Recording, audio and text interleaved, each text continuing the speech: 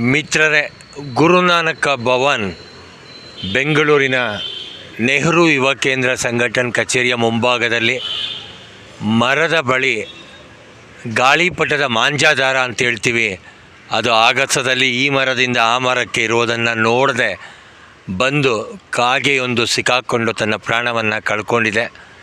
ಗಾಳಿಯಲ್ಲಿ ತೂಗು ಆಲೆ ಆಡುವ ರೀತಿಯಲ್ಲಿ ತೇಲುತ್ತಿದೆ, ಅದರ ಜೀವ ಹಾರಿ ಹೋಗಿದೆ.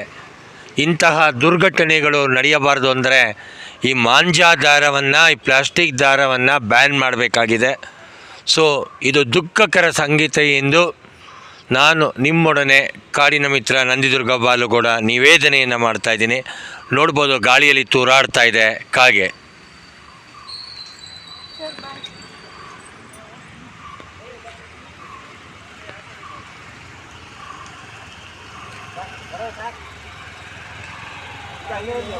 ಹಾಂ, ಓಕೆ.